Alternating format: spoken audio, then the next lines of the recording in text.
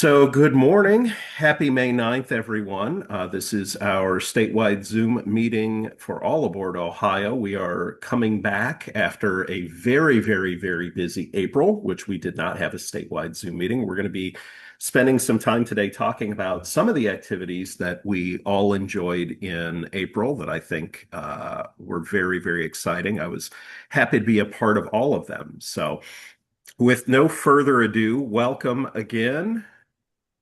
I am John Esterly. I'm the executive director here at All Aboard Ohio, based in Columbus, which we've been saying an awful lot over the past month or so as we've been talking with the media and at our rail summit. Columbus is the largest metropolitan area without any type of rail service and one of the largest without Amtrak service. So we are desperately, desperately working to correct that.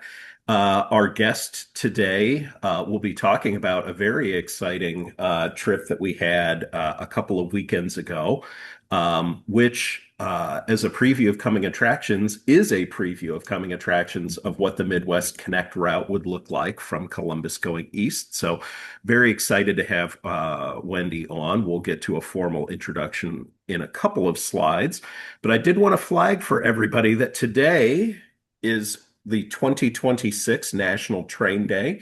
I'd encourage everybody to find some form of local celebration. There are a bunch of different activities across the state. One that I did want to flag, though, for those that are in central Ohio, the Ohio Railway Museum in Worthington, just off 71 in the northern part of the city of Columbus, is hosting a National Train Day activity today from 11 to 5. So, put yourself on mute, scream at the kids, have them get up and get ready because as soon as we're done with this Zoom, you can head up there. For those that don't know, one of our board members, Liz Quigley, is deeply involved with the Ohio Railway Museum. They've got an incredible facility there. They've been very kind to host us on more than one occasion, and I'm sure they'd love to see a lot of friendly faces today. So if you do get the opportunity to get out, find something fun to do today. With no further ado, one of the activities, again, that we all had the opportunity to enjoy, if you were quick on the draw, I'm sure Wendy will talk about this, but this was an activity that sold out very, very quickly. I feel like I was maybe one of the last folks to get a ticket. But the 250 Buckeye train, there were actually two sections that ran a couple of weeks ago, one on a Saturday and one on a Sunday. And like I mentioned, this is a preview of Midwest Connect. It followed the proposed route from Columbus east to Dennison, and then on Sunday from Newark east to Dennison. I don't want to steal too much thunder, so I'll stop right there. Again, we all enjoyed planes, trains, automobiles, food, and entertainment. This is a slide from several months ago when we were flagging this for everybody. And I think even at that point, the Columbus leg had been sold out. Wendy, I'm going to introduce you now. Wendy Zucal, who is the executive director at the Dennison Railroad Depot Museum, which is an incredible facility that I'll let her describe. It was the host of the eastern end of both of these trips. Wendy, I've got the slides that you had sent in, so I'll just cycle through whichever of those you feel are appropriate, but we'll start with this one and I'll let you start talking. Appreciate you being here today.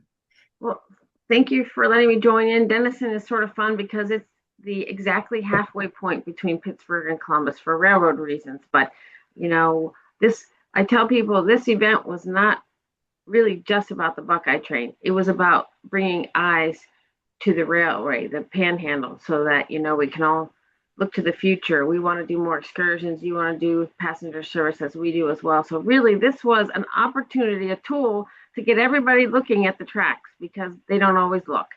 So we became one of 5 signature events for the America 250 event, which was amazing for us. We actually started planning on this in 2021.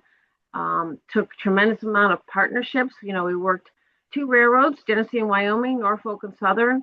We worked very heavily with Newark, with Coshocton, with New Comerstown, with Dennison, Yorksville. It took easily 250 volunteers, and it just exponentially grew from a train ride to car show to air show to the blimp to reenact just everything. But when it's all said and done, and we all had a great time, and there's so many pictures and videos, I encourage you to go look at them. Um, what does it mean? What was the impact? Well, we can tell you that we had 11,500 visitors, and we know this because we use Placer AI, which actually counts cell phones, and then we use that app and also add it in for kids who don't have cell phones and things like that. So our numbers are pretty good. We had a little bit of rain, otherwise it probably would have been a whole lot better. And they came from two countries, 28 states, 244 cities. We know that. There was over $200,000 in marketing spent on this. And when you do the state tourism formula, we can tell you 2 days brought $2.15 million in impact in. So that's pretty impressive. You can go ahead and go to the next slide. I'm not sure what all we sent, but I don't want to keep you guys held up. Oh, this was sort of fun because this is when we knew we made it. You know, the folks that put out all those fun videos on Facebook, and there was one put out that said this year in 2026, there's 4 exciting places to visit. You know, Cleveland, Columbus, Cincinnati, and Dennison. And you know, it's all about positioning. And we know the 3 C's are really important in the corridor. Of course, we're really interested in the, Columbus to Pittsburgh corridor. We had, I know, 8, I think it was 8 more people on board. They've already called for some conversation. So whatever this does to spark attention, draw attention, provide stats, anything to help get passenger service going. I mean, our goal is to be an Amtrak stop. Always had that dream. We're ready for them. And I know I personally need to get more involved in All Aboard Ohio, but this just gave a really good example. Nobody was thinking about train rides out of Columbus. I can tell you that was the first passenger train. It was a 17-car train, the longest passenger train since 1968 into Dennison, Ohio. So that was pretty interesting. I think there's one more slide. Yeah, this just gives you an overview. You know, Genesee and Wyoming is our biggest partner. The state of Ohio owns the Panhandle line. Genesee and Wyoming leases it. We have a fabulous partnership. There were 3 new diesel engines there, worked with Aegis Steam. I could just tell you that they're a great partner. Next year is the 200th anniversary of railroading, so we're already looking, what can we do next year? But we also, this year, have kicked off more excursions. At the end of the month, we'll do another excursion from Dennison to Newark for the Strawberry Festival. And there's excursions, some others throughout the year. So I'd be happy to answer any questions that anyone has, but we're here to help and get involved.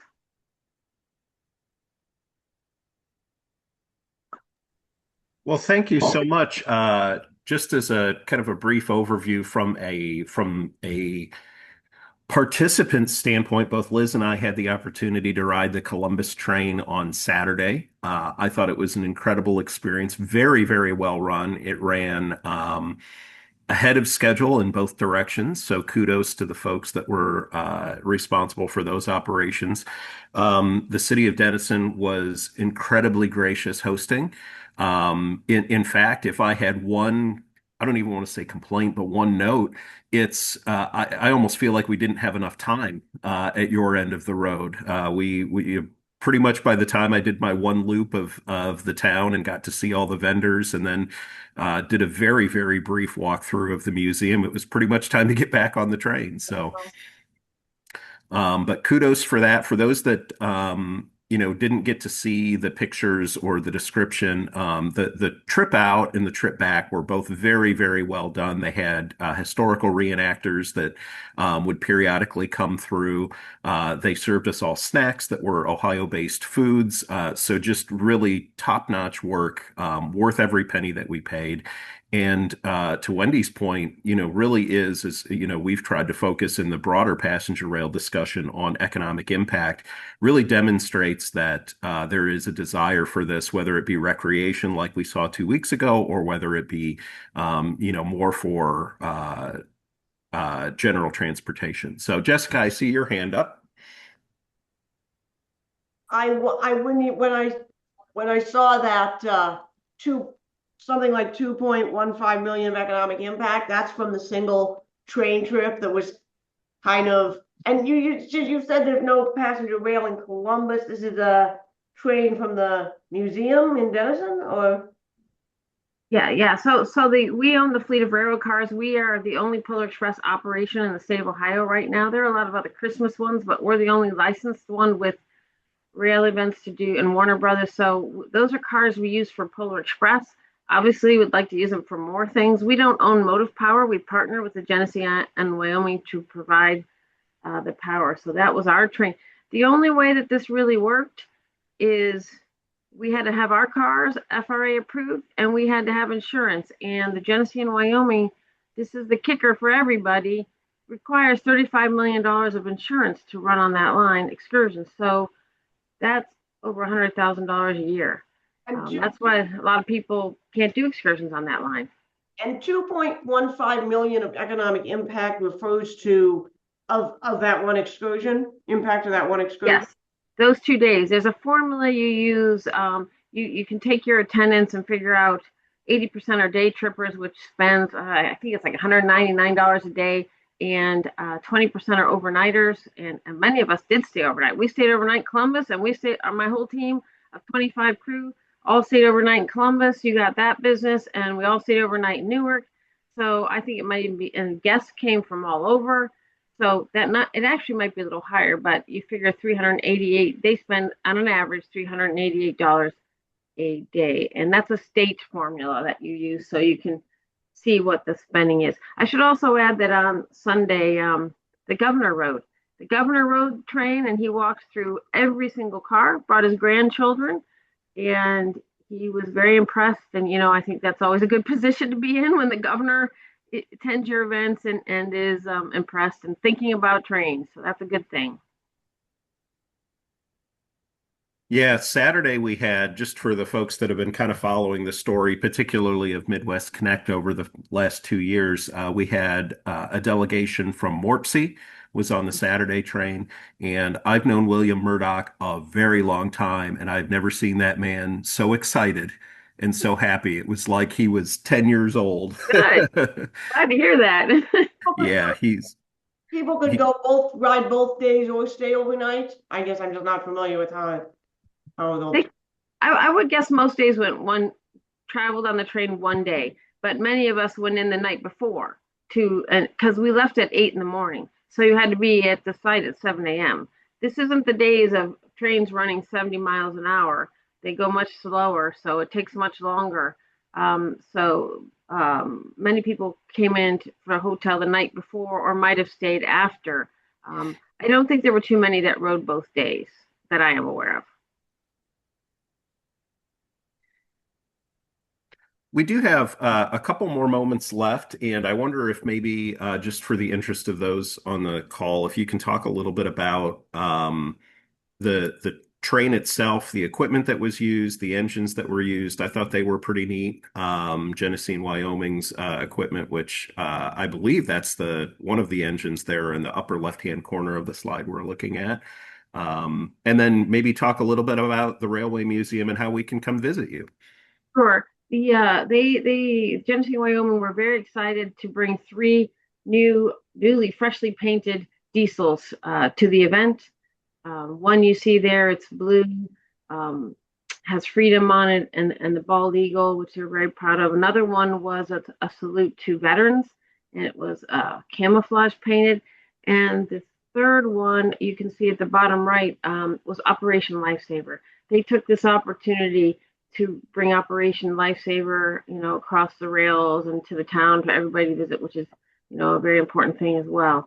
The cars, as I said, were all owned by us. We also brought steam in. We looked very much at running a steam engine for this train, but it just slows things down. It's complicated and there's liability issues. So they elected to stick with diesels, but Age of Steam Roundhouse did bring their newly restored locomotive 19 to site and had that under power. And one of the best moments of the whole event was when the train came into town and, the whistles from the locomotive and the whistles from the diesels greeting each other just sort of gave you chills. It was really nice. But our museum, as we mentioned, we're exactly halfway between Pittsburgh and Columbus, is a National Historic Landmark because of its role in World War I and World War II. But, in the beginning when trains were going through, Dennison became one of the most complete railroad shops and yards in the country, 40 acres of railroad shops and yards, very important in car repair, um, 22 passenger trains a day, 3,000 people working there, big, big railroad hub, of course, until strikes hit um, in the 20s.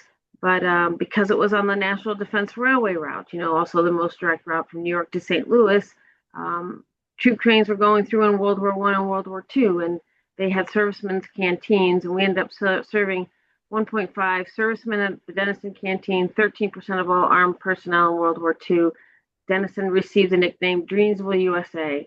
So we became a national landmark, not because we were the biggest, the best canteen, but we're one of the only ones, if not the only one left. The largest was a New York stage door canteen. The largest was North Platte, Nebraska. Second, New York stage door canteen. Then we were third, and of course, the fourth two are gone. The state of Ohio had the largest number of canteens during World War II of any state because of all the railroads. We had 12. Out of the 12, we're the only one left. The country had 242 canteens, and we're pretty much the only one left. We still have if you look at our windows, our stained glass windows, there's black paint in the corners from the blackouts of World War II because they just painted them black, put boards over, and nobody took the boards off till the building was saved from Conrail and then restored to where it is today. So we're open year round every day except Monday. We have a wing attached to the Museum of Railroad Cars. We have a great connection with the Ohio Railway Museum because not so long ago they were deaccessioning cars, and we took two of their cars. And one is out front, restored. We use it as a conference car, but it's identical to the pay car that used to come to Dennison. The other car from the Ohio Railway Museum that we got was a Pullman. It was a great time capsule, and we have turned it into an Airbnb, which is a great experience. So we have a little bit of partnership there with those folks that do a great job, as you mentioned. Wonderful. I will give the room one last chance for questions for Wendy before we thank her very much for her time and her patience today. Lori. So I actually do not drive, so I am an advocate of public transportation of all kinds, but I don't believe Dennison is a place I can get to on public transportation. No, not now you can't. No, but back in the day, you could use your pass and go shopping in Columbus all day, shopping in Pittsburgh. My dad used to come down from Alliance, go to Ohio State. It was part of the major hub, but no, you can't now. But I mean, there aren't even any buses that come to Dennison, No. correct? Yeah, I think the closest Greyhound comes might come to Dover, Ohio, but I know it comes to Cambridge, Ohio. That might be the closest. Okay. So I wish that locations such as yours or events such as the one we had in Columbus would pay a little bit more attention to figuring out transportation options for people who don't drive, to promote all forms of transportation as a way to get more people able to attend the event who wouldn't be able to otherwise. Sure, something to think about for sure.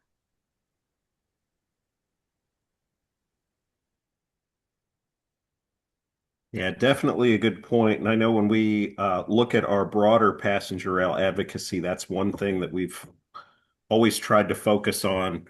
For those that are kind of new to the calls, one of our strongest partners is the Ability Center of Toledo. And that's, really the biggest point that they advocate around is passenger rail and public transit in general. For use by folks that don't have any choice but. So great point, Lori. Thank you for bringing that up. Wendy, I appreciate your time this morning. It was a delight, and I would just say again, congratulations on an incredible event. It was from start to finish delightful. Again, the Saturday train, you'd mentioned the rain. We were incredibly fortunate. It rained just a touch as we were coming into town, but by the time we got unloaded, it was overcast, but was dry. And then really by the time we got loaded back up onto the train is when the kind of the rain began again in the afternoon. So for those of us that were on the Yeah, train, we you we kind dodged of a bullet. we got this little blip in the middle of the day where it wasn't raining. But thank you for hosting such an incredible event. Look forward to doing it again. Um, I'll have, if you would be so kind as to maybe share the dates via email of the Polar Express events. I know many of the car hosts that we had an opportunity to talk to had mentioned that because they also do that work. We'd love to share that through our network so that we can help promote that as well. I appreciate that. Thank you. And thanks for the invitation. Nice to chat with everybody. Absolutely. Well, thank you so much. You're welcome to stay. You're welcome to go. Appreciate your I'm time probably today. going to go. My family's waiting on me to do something. So thank you for the Good. invitation. Bye Have a bye. wonderful day. Thank you. Too.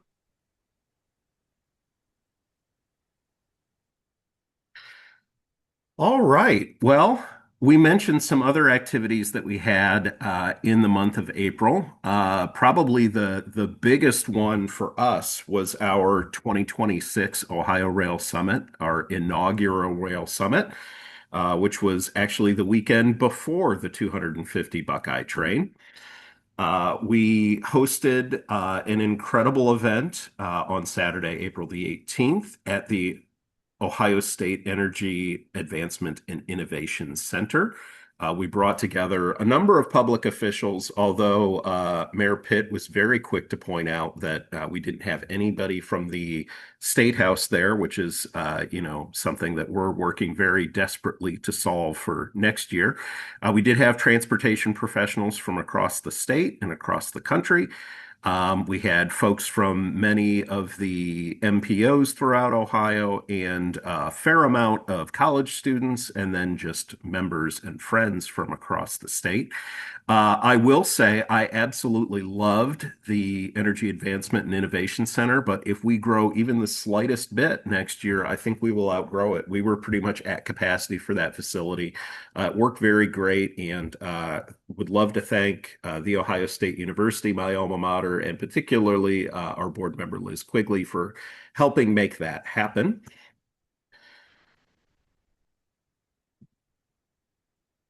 For those that were in town the day before, we had a happy hour Friday evening at the historic Trolley House in Old Town East. I think many of us were able to attend that as well.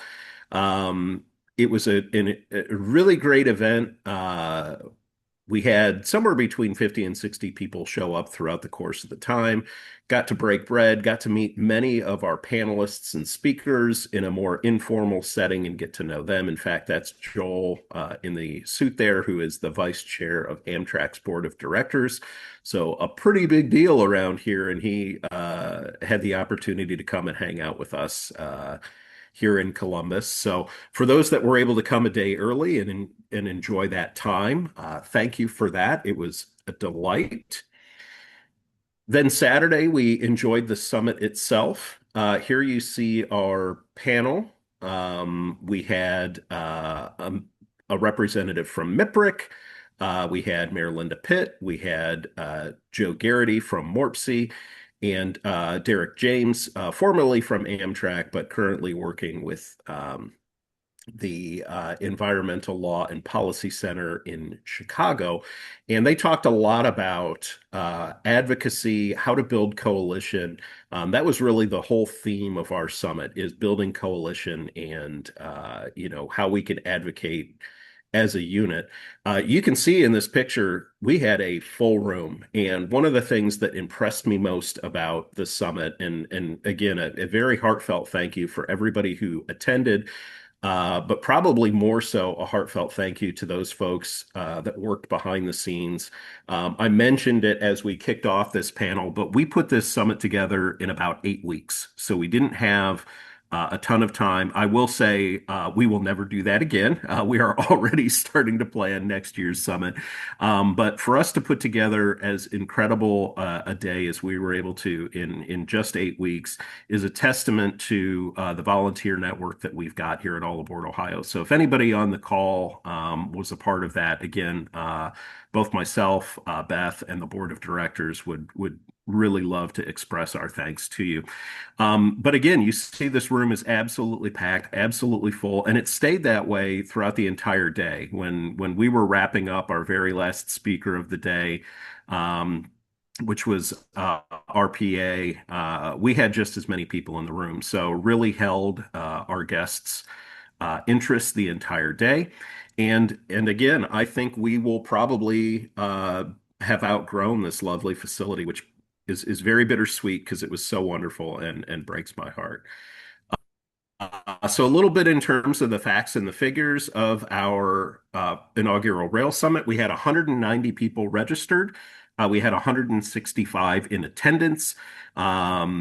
We had guests come from as far away as Georgia and Canada, Washington, D.C., Chicago, really all across the state of Ohio. We had folks from NIPRA in Indiana. We had folks come in from Pennsylvania. So again, we really drew a very diverse crowd from across the country and beyond. Can't thank everybody enough, those that were able to attend.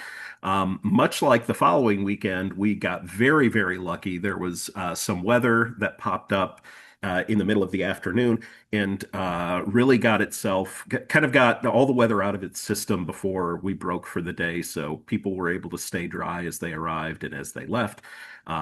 So again, looking very much forward to next year being even bigger and even better. Just to put this in perspective, and this is one of those things that we've talked about in the weeks since the summit, 190 registered guests in 2025 for our annual meeting. We had 69. So we saw almost 3 times as many people register this year as we did last. And again, with a very, very, very short runway. So for those of us on staff and on the board, really, really does show this incredible interest in the general public, and we can't wait for that to continue to grow. All right, so we are very, very fortunate here in Ohio to be hosting Rail Nation in October. It's October 2nd, 3rd, and 4th, if I'm not mistaken. It will be hosted at the Toledo Amtrak station, the Martin Luther King Jr. Plaza, right on the river. It's a beautiful facility, Art Deco. I hate to play favorites, but it is my favorite in the state of Ohio. And would love to see as many of you there as possible. It is something we're very excited to be a part of, although it is really the RPA's event, although we are going to be participating there as a local partner. But very, very big event. We'll have folks from across the country and beyond. We'll have President and CEO Jim Matthews of the RPA join us there. So if you are interested in passenger rail advocacy at the federal level, this is the time for you. Many, many activities. If you are subscribed to our email newsletter, you will hear more and more and more about this, but save the dates now because it is coming very, very soon. Tickets are on sale right now, so you can register as we speak. And one other thing on that, John, there is a pretty substantial discount for registering here early. I think it's by May 31st, but it's half the price if you register here in the next few weeks as compared to after that.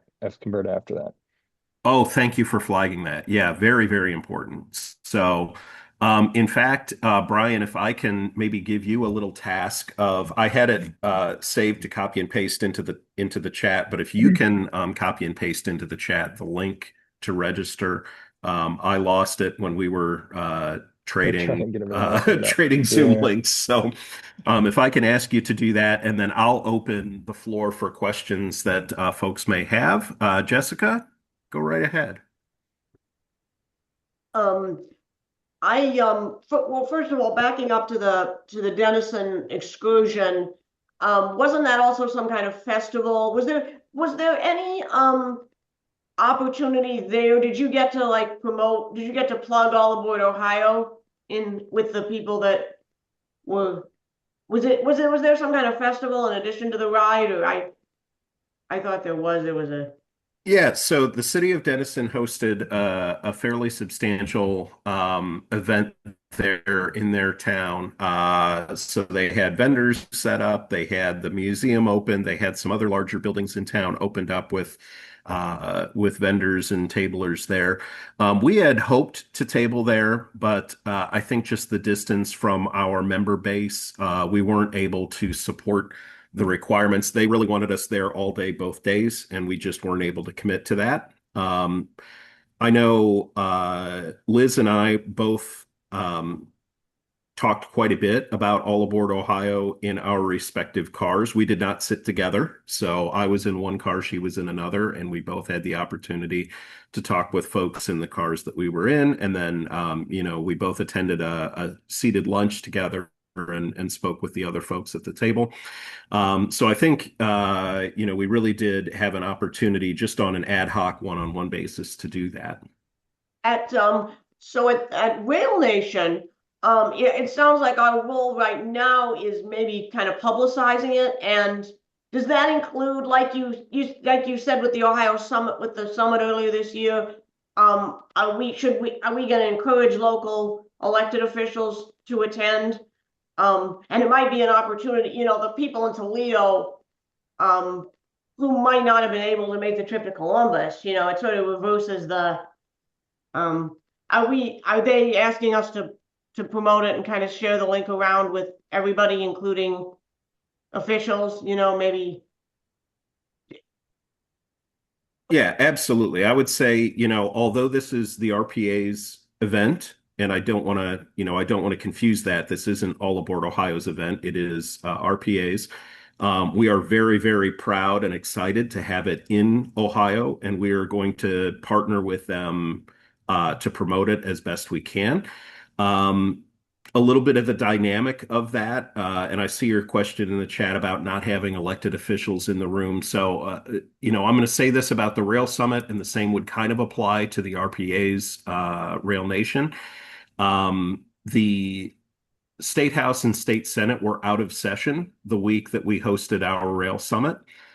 So many of the elected officials were in their district. It was also on a Saturday, which is kind of difficult to get either elected officials or their staff into a room. The elected officials, again, they're in their districts, they're doing their thing, and their staff, they would have to pay overtime for them to get there. So it's very rare that you're able to break somebody away and get them into a room on a weekend. So looking at weekday events is probably our best goal going forward if we want to get those types of people in the room. The same would apply for Rail Nation. The schedule of the state legislature, they have sessions scheduled through the month of June, and then they are essentially off until after the November election. So the folks in those offices will be in their district during the month of October. So for the folks in the Toledo area, many of which have been great supporters of ours throughout this endeavor, they should be home. They should be able to attend. So we'll certainly do everything we can to invite them and get them there. And I would encourage you with your connections in that area to do the same. So yeah, again, feel free to share this throughout your network. Feel free to, promote it however you would see fit. The link is something that you can share on Facebook, X, Instagram, however you would want to share it on social media. This isn't something secret. You can feel free to pump it through. And then to answer your question, Larry, I see in the chat, we were able to get this because every year RPA kind of puts out a request for proposal of different locations. We were actually on the list last year, and we were number 2. Unfortunately, we did not make it all the way through, but we did this year. And I would give credit to Stu Nicholson, who is an All Aboard Ohio member and also on the board at RPA. He's based here in Columbus. Many of you know him. But he was really the one that went to bat and advocated for Ohio and specifically Toledo to be the stop. So, all credit where credit's due. Stu really had a big hand in it, but I think RPA is really looking very closely at Ohio because we have such an incredible opportunity to transform passenger rail and public transportation in our state, and they want to showcase that. Great questions, all. The other thing is the federal budget has to be passed by September. So, this is Rail Nation's going to be after that. So it's like, it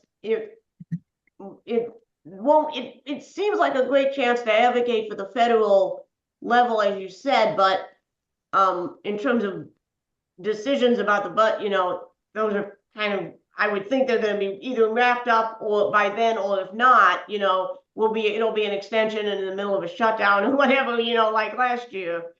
So is there going to be, it seems like we're still waiting on step 2 to do more advocacy around. There'll be a lot around that as it comes up. Just to directly answer that one, I mean, this is the National RPA's annual event that they have every year, and they move around the country. So that's the reason for the timing. John, I don't know if you had other comments kind of related to the process. I would just say again in very broad strokes, and we've gotten this question from other members as well across the state about the reauthorization bill and the funding and the budget at the federal level. We are really letting RPA have the steering wheel for that one. That is the lane that they drive in. They're the ones that do all of the federal advocacy, and then we certainly amplify their message here in Ohio. But again, our goal here at All Aboard Ohio is to focus on what we can do here in the state. So there's a lot of moving pieces when it comes to that, and I would just encourage you to watch our social media emails and really the RPA's information to learn more about that. And then to kind of hit on the point that you made about step 2, we are the federal side has really outlined the kind of that step 1.5 that we've discussed in the past. And we feel a little bit more comfortable about what's going to be required there and what it's going to look like moving forward. And we fully expect all 3 of the routes in Ohio to move into whatever step, whether it be step 1.5 or whether it be directly into step 2 in the next, month and a half or so. So we should have a little bit more information as that comes. And again, appreciate the patience of everybody who's been just kind of itching to advocate in what is such a critical step of our development. With the change in administration, obviously, there's just been a lot of unanswered questions when it comes to what these steps are going to look like. And it feels like that's firming up quite a bit more. So more to come. I know we say that every month for some time now, and I apologize. And just again, thank everybody for their patience on that. And are you still working just on? In terms of, sorry, Jessica, I just want to talk about some of our upcoming events. You were talking about being focused on Ohio. So for anybody in Northeast Ohio, and I'm looking at you in particular, John, but anybody else in Northeast Ohio, our next chapter event for the Northeast chapter is going to be in Elyria at the old train station there. Amtrak is trying to move operations from the current location, 3/4 of a mile east of downtown, to the downtown station. So on Thursday, May 28th, we're going to host a chapter event there to bring attention to those efforts, as well as to the Cleveland, Toledo, Detroit route in Corridor ID, and the Detroit to New York City long distance service that's been proposed that we've been advocating for. So hope to see a lot of people there. That's posted on the webpage. There was a nice article in the Lorain County newspaper yesterday on the efforts to move back to the old New York Central train station there downtown. And so anybody who's familiar with Elyria knows that's a very beautiful building, and it was renovated about 15 years ago. It'd really be a great place to be running the train operations from. It's already the bus station there and the center of their transit system in Lorain County. And I'll kind of follow up as well. I see it here in the chat, and I wanted to flag it for folks as well because Glenn had to leave. He had another event, but NOPRA, the Northwest Ohio Passenger Rail Association, has a meeting this coming Friday, the 15th, 2 p.m. on Zoom. There's an email link in the chat that will get you signed up, and he will share that information. So if you are in that area or interested in that area, feel free to join that. They've been good partners of ours, particularly in that part of the state. So wonderful. Well, friends, I feel like this has been a delightful recap of a very, very hectic April. Um, Looking very much forward to June and July. Candidly, we don't have our topics locked in, but that will be face forward, and you will hopefully find those in your email very, very soon. We would encourage you, everyone on the call, to go to allaboardohio.org. That's where you can find everything. You can find all of the events that we've mentioned today. You can sign up to be on our email list if you're not. You can follow us on your socials. And really, that's the best way to find out what's going on here with All Aboard Ohio. I'm going to stop the recording now.